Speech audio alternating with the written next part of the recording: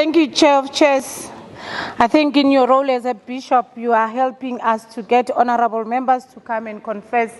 But in my response to Honorable Ali, I said we paused the systems for 6 months, and our 6 months commenced in January 2025.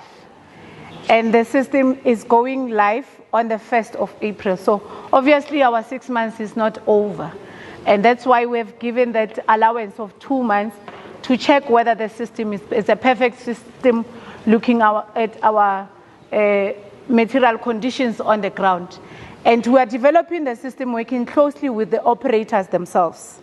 And that's why we are encouraging Member Ali here that if the constituency that is representing is legit, South Africans that must really benefit from having this permit, because it is not just a permit.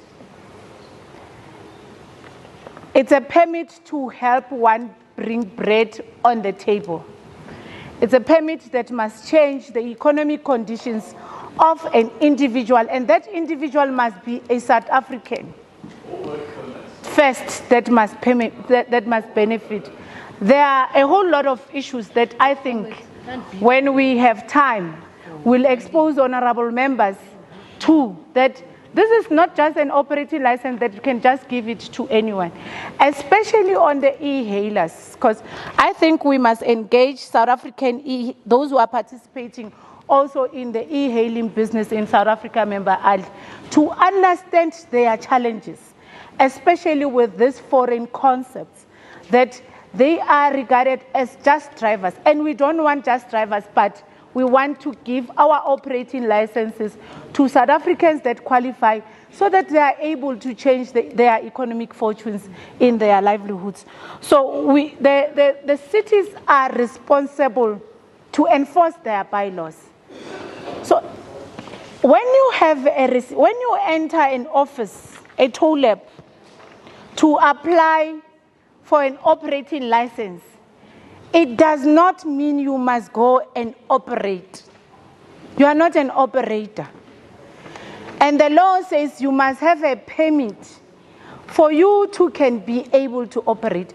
And in some instances, and the matter is sub judice, in some instances, people have not even applied, and they don't fall under this over a year waiting period, because they have not approached the department to come and apply. There's one stakeholder that did not bother to apply and came post the January period to make an application, and found us now dealing with the systems, and they want to say they are legitimate to can operate. It's not done that way. Our brothers and sisters out there are struggling with people who are operating illegally, and it's upon the ambit of the municipalities to enforce the bylaws so that we are able to know and be responsible of who is on our roads transporting our public from one point to the other. Obviously, the process is opening up.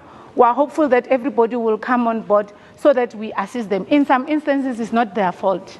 It's both the three spheres of government, to an extent, have not been processing these matters accordingly and properly as it is expected to. And that's why we are on a round table with all the stakeholders to resolve the challenges that are there. Thank you very much.